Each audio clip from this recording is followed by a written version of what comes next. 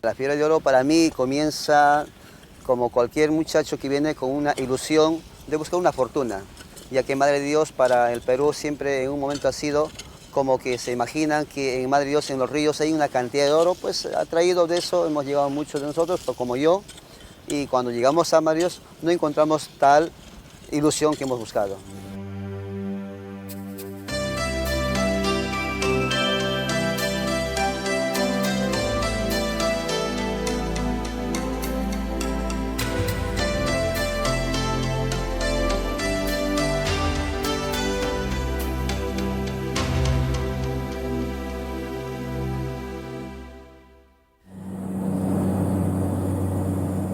Durante siglos, la cordillera andina fue el baluarte natural que protegió la Amazonía peruana y las tribus indígenas que la poblaban. Los numerosos intentos de penetración en la selva resultaron fallidos. Los expedicionarios, colonizadores y aventureros salieron malparados. Unos murieron ahogados en sus ríos inmensos y otros fueron tragados por la selva y sus pobladores, indígenas, serpientes y mosquitos. El asalto definitivo a la selva lo darían a finales del siglo XIX los buscadores de caucho y más tarde los de oro. La fiebre del caucho se prolongó hasta 1920 y la del oro aún continúa.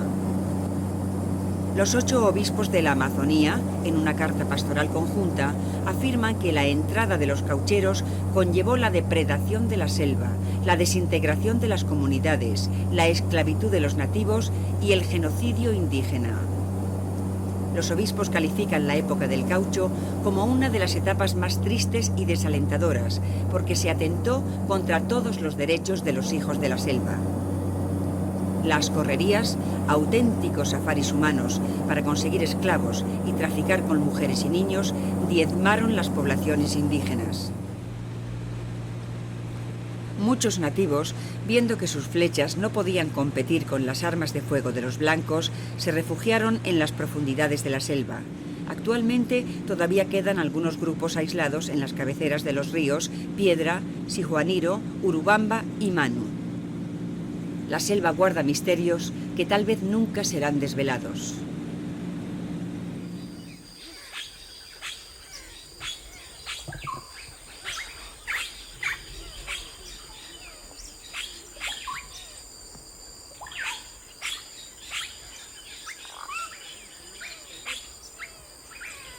Hubo caucheros que asesinaron a muchos nativos, incluso terminaron ellos matando como defensa propia y también con bastante odio a un famoso cauchero angulo. La mamá sabía que le podían robar a sus hijos, pero quería identificarlos y les cortó la nariz.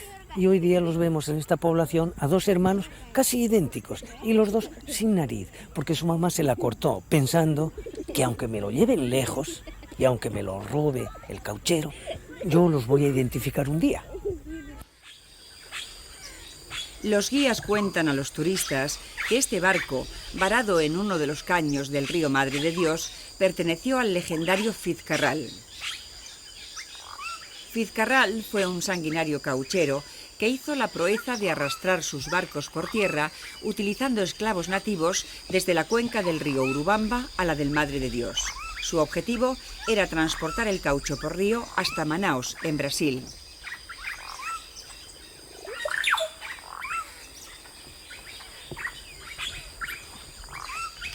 Este barco, que no perteneció a la flota de Fitzcarral, sí es el símbolo de la época de hierro que vivió la Amazonía y que los hijos de la selva no han olvidado.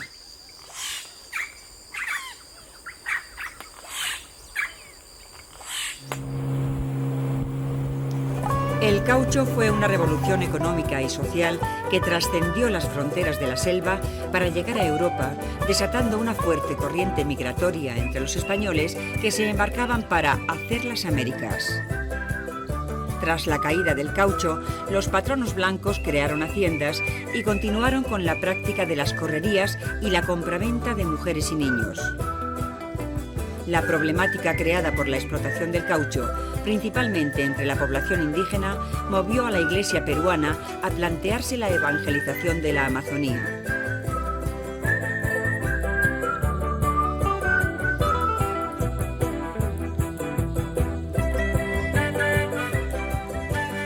En 1901, la Orden de los Dominicos se hizo cargo del territorio misional en torno a los dos grandes ríos, Urubamba y Madre de Dios. En 1903, el dominico navarro padre Ramón Zubieta, junto a otros dos misioneros españoles, se embarcaron en el puerto de Cádiz para realizar la primera expedición a la selva. Unos años después, establecieron la misión de San Jacinto en la confluencia de los ríos Tambopata y Madre de Dios. Este punto estratégico, convertido en base cauchera, era conocido como Puerto Maldonado. En 1912 se crea el Departamento de Madre de Dios con su capital en Puerto Maldonado, en cuya decisión influyó notablemente Monseñor Zubieta.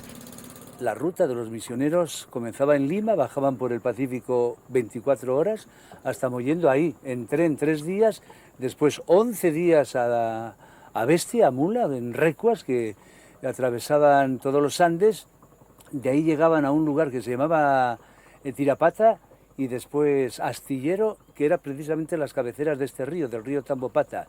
Y durante 2 días bajaban río Tambopata abajo para llegar aquí a Puerto Maldonado. Por esos lugares, especialmente por este río Tambopata, han venido y han entrado muchas cosas.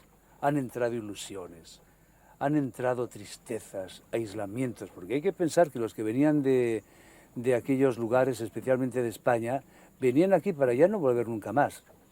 Y claro, cuando se encontraban, yo quiero recordar el año 15, cuando vinieron las primeras misioneras dominicas, ¿qué pensarían aquellas mujeres por estos ríos y por estos lugares tan remotamente apartados? Porque aquí en Maldonado no existía absolutamente ni una casa.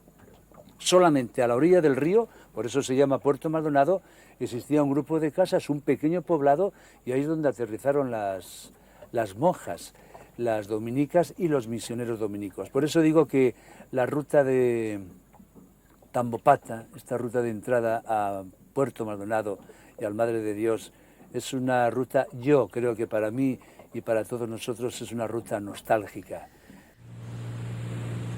Los primeros misioneros de la Amazonía fueron, además de evangelizadores, intrépidos exploradores. Arriesgaron su vida en una misión que parecía imposible y muchos la perdieron, entre ellos el obispo Enrique Álvarez, que murió ahogado en el Urubamba. Los misioneros exploraron nuevas rutas de comunicación dentro de la selva, quemando muchas energías en el descubrimiento del curso de los ríos. Hicieron expediciones arriesgadas para contactar con belicosas tribus indígenas y defendieron los derechos de los nativos frente a la explotación de caucheros y hacendados. Algunos, como el padre José Álvarez, Monseñor Zubieta, primer obispo de la selva, y José Aldamiz, son héroes de la epopeya amazónica. El padre José Rodríguez, que en este río Paraíba Sepagua tardó 9 meses, que creyeron que estaba muerto, que incluso le hicieron funerales y que después apareció porque era larguísimo los viajes en aquel entonces. Y 2 padres dominicos a modo de referencia, el padre José Rodríguez, asturiano, y el padre José Álvarez, asturiano también, cuentan ellos que una vez se encontraron, ellos llegaron el mismo día aquí, en un jueves santo, aquí al Puerto Maldonado, y después ya no se vieron hasta 10 años después.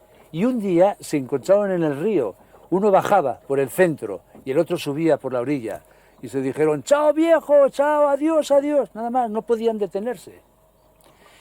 Cuando uno piensa en estas cosas y cuando uno ve la realidad que nosotros tenemos ahora, decimos, estamos muy bien, estamos por lo menos en el aspecto de movilidad, estamos bastante mejor que aquellos hombres. Pero también digo que el tipo de sacrificio, el tipo de martirio que ellos hicieron y que ellos ofrendaron y ofrecieron en estos lugares, esto no lo tenemos nosotros. Quizás estamos recogiendo unos productos muy buenos, que es el producto pues, de la cosecha, de las familias que vemos que poco a poco van prosperando lentamente. Monseñor Zubieta Álvarez fue nuestro primer vicario apostólico del Vicariato de Puerto Maldonado, español, con experiencia misionera en Filipinas. Le tocó una época de descubrimientos geográficos, etnográficos, lingüísticos, incluso apostólicos. Él es famoso por las vías de acceso desde Cuzco, siguiendo el camino del Inca, pasando por el Cerro de Tres Cruces, para descender a las nacientes del río Urubamba y entrar en contacto con los grupos nativos de la época. Primero tenemos que hacer pues, un recuerdo grande y muy agradecido de lo que han hecho todos estos mayores nuestros en el campo de la evangelización, en el campo de la promoción humana, desarrollo, educación, salud, etcétera, etcétera. Estamos muy agradecidos a ellos, estamos muy agradecidos a Dios porque realmente entregaron sus vidas y en esos muchos puestos de misión por toda la selva han hecho gestas heroicas de servicio a nuestros hermanos de las etnias amazónicas de este territorio. Una de las primeras cosas que hicieron los misioneros fue aprender las lenguas nativas para comunicarse con los indígenas. El conocimiento de su lengua les serviría para hablarles de Dios y ser sus portavoces ante el gobierno y los invasores de su territorio. Pero a su vez les enseñaron castellano para que pudieran hablar con las autoridades gubernamentales y los colonizadores y defenderse por sí mismos sin necesidad de intermediarios. Los indígenas están distribuidos en 40 grupos etnolingüísticos. Los misioneros, con el padre Pío Aza a la cabeza, elaboraron mapas de la Amazonía. Descubrieron los mitos y costumbres de las distintas tribus e hicieron diccionarios, gramáticas y catecismos bilingües que han servido para que las culturas de la selva sean conocidas y reconocidas. Pío Aza, otro gran misionero, que ha estudiado toda la cultura machiguenga, ha escrito la mejor gramática machiguenga en aquellos tiempos, por 1920 ya. La industria de la madera comenzó a despegar como gran negocio en la Amazonía a mitad del siglo pasado y aún continúa. Aunque no hay datos reales del volumen de las cortas, se sabe que las maderas finas como cedro, caoba o tornillo destinadas a la exportación suponen más del 65% de todas las extracciones. Desde la selva hasta las aserradoras y puertos de embarque, el transporte de los troncos se hace en balsas por los ríos. En el departamento de Madre de Dios, una veintena de empresarios extrae el 80% de la madera. La mayoría de ellos dispone de grandes explotaciones, algunas hasta de 50.000 hectáreas, y para las cortas utilizan maquinaria moderna. La extracción indiscriminada y en grandes cantidades está depredando la selva.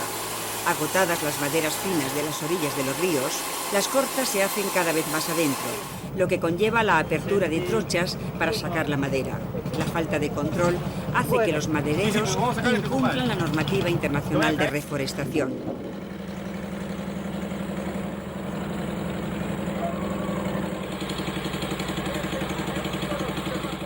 No hay presencia del Estado, del gobierno peruano para con la gente de Madre de Dios. Creo que somos la parte más castigada, ya que no representamos en porcentajes el voto que requieren ellos. Por tanto, Madre de Dios ha sido un pueblo completamente abandonado en toda la historia, para comenzar. Y esto hace que nuestra población, tanto de lugareños y los que migramos de un lugar a otro, que no tenemos la atención de salud. La educación está por los suelos, se podría decir así. En cuanto a la alimentación, te puedes imaginar, a pesar que la tierra es tan rica, productiva, porque hay árboles de todo tipo, hay recurso hídrico en el río, pero todo esto no compensa. ¿Por qué? Porque están orientados a otra cosa. Aquí hay un gran reparto de tierras para manos de poderes económicos y nosotros estamos diciendo como que estamos navegando contra la corriente. Laberinto, a orillas del Madre de Dios, con sus más de 1000 habitantes, es capital del negocio y del vicio del oro. Se dice que a Laberinto llegó primero el oro, después la cerveza y los licores, y más tarde la prostitución. En Laberinto, la fiebre del oro alcanza su grado máximo, ya que aquí se mezcla el negocio de unos pocos y la explotación y frustración de muchos. En sus calles y en sus tugurios se compra oro puro y se venden sueños fatuos.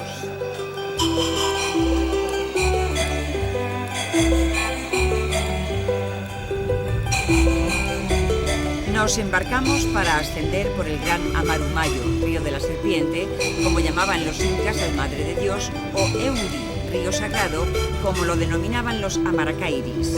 El Madre de Dios, uno de los grandes ríos de la región, es afluente del Amazonas.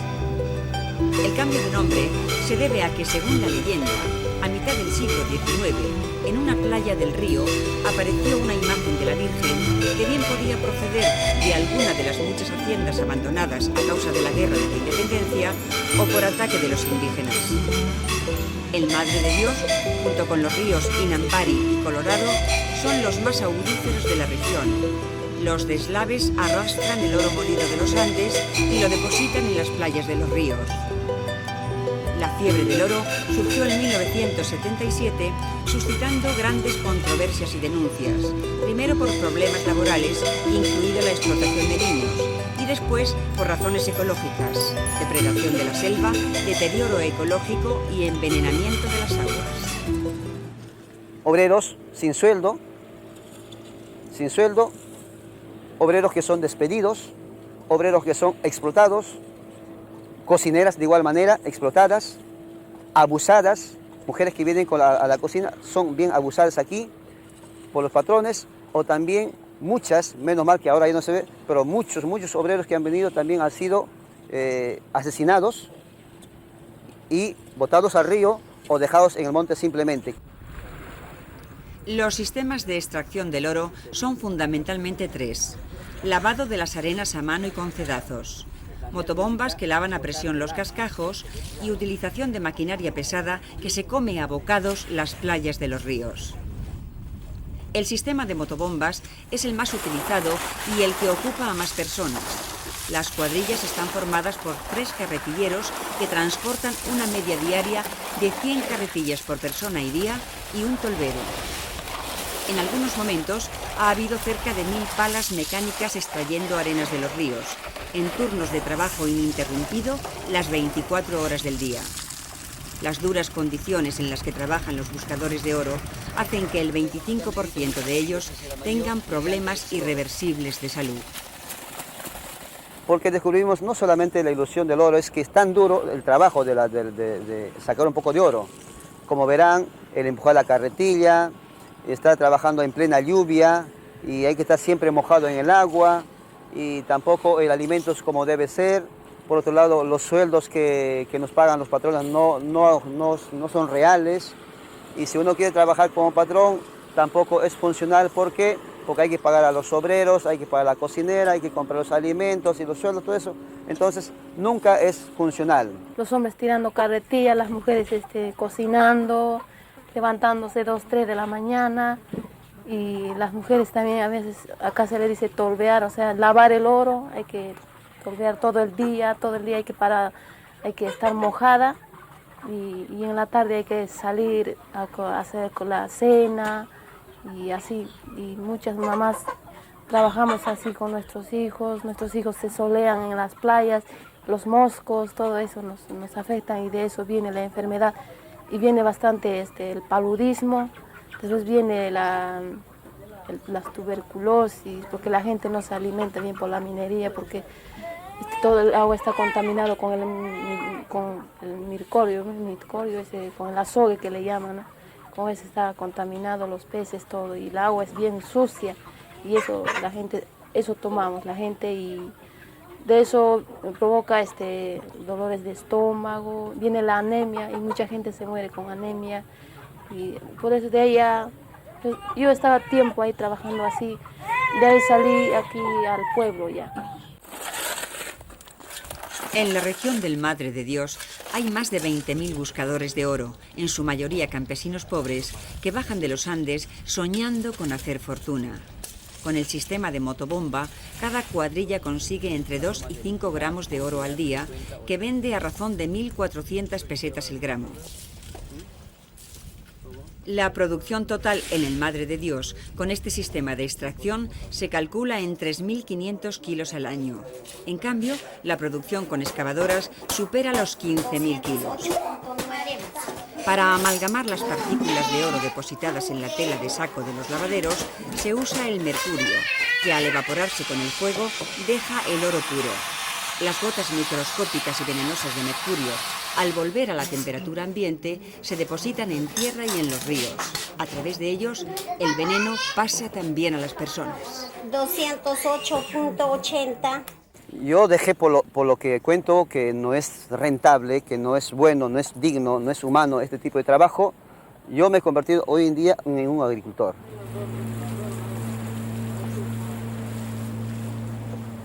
Ponemos rumbo hacia una de las comunidades de indígenas amaracairis que hay en la región. Los amaracairis fueron catalogados en el grupo de los mascos salvajes, nombre dado por los colonizadores a las tribus que se enfrentaban a sus tropelías. Según la leyenda, un hombre mató por celos a otro hombre y a su esposa. El asesino huyó con sus partidarios a una montaña llamada Amara, donde se fortificó para defenderse de sus perseguidores, que les dieron el nombre de amaracairis, criminales. 39 familias forman esta comunidad. Antes vivían incomunicados en la cabecera del río Chilibe, y fue el padre José Álvarez quien contactó con ellos en los años 60, convenciéndoles para que bajaran al Madre de Dios con el fin de que sus hijos pudieran asistir a las escuelas misionales. Los amaracairis siguen manteniendo sus costumbres tradicionales. Viven de la caza con flecha y de la pesca, ambas cada día más escasas por la depredación de la selva y el envenenamiento de los ríos.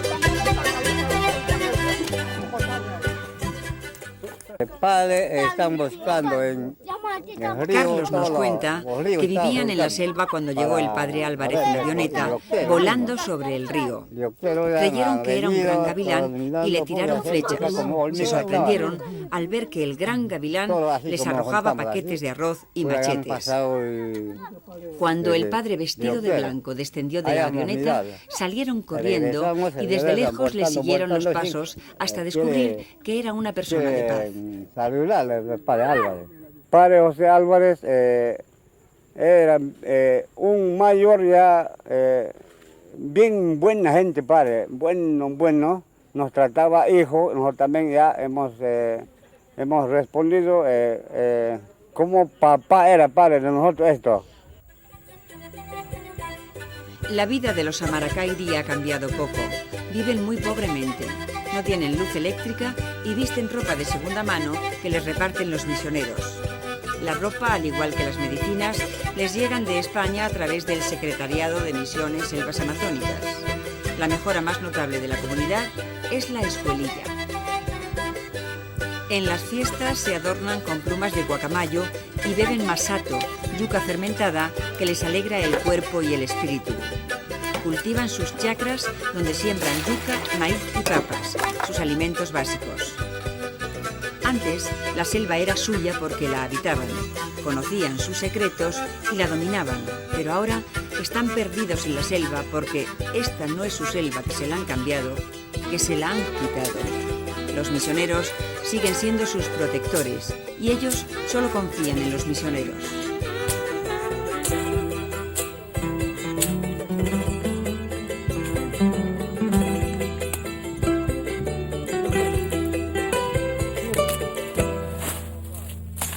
Nosotros vivimos siempre así pobres, poco nos visitan las autoridades, padre. Por parte de los misioneros queremos que nos haga una posta de concreto.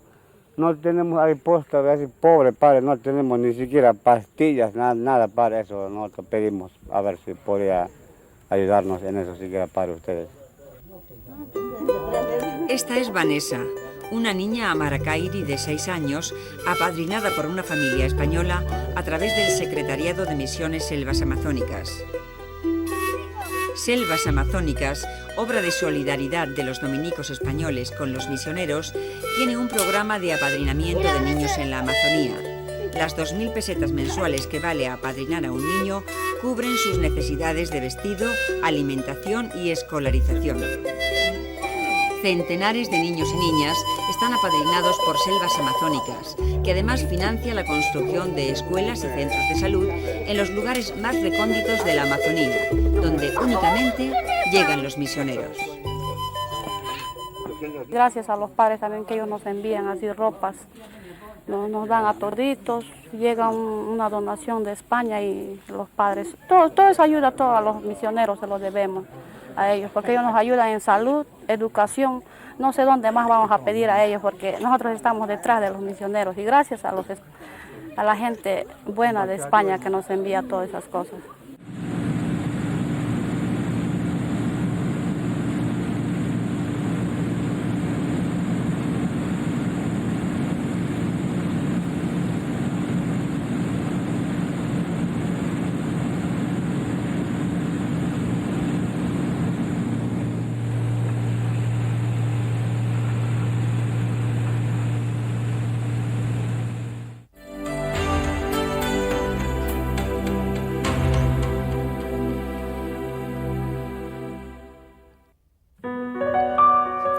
Cerca de 5.000 extranjeros viven en Vitoria. Muchos de ellos han venido en los últimos meses atraídos por confusas, cuando no equivocadas ideas, acerca de la regularización de los inmigrantes y las oportunidades para una vida mejor. Casi todos los inmigrantes llegan aquí en una situación personal muy precaria y en muchos casos incluso acompañados de mujer e hijos. Ante esta situación, Cáritas Diocesana de Vitoria puso en marcha el programa de atención a extranjeros PAEX, que atiende integralmente las necesidades de los inmigrantes. El trabajo que lleva a cabo este proyecto y la cruda realidad de la inmigración lo podrán ver en el reportaje de la próxima semana, que hemos titulado Solidaridad sin fronteras.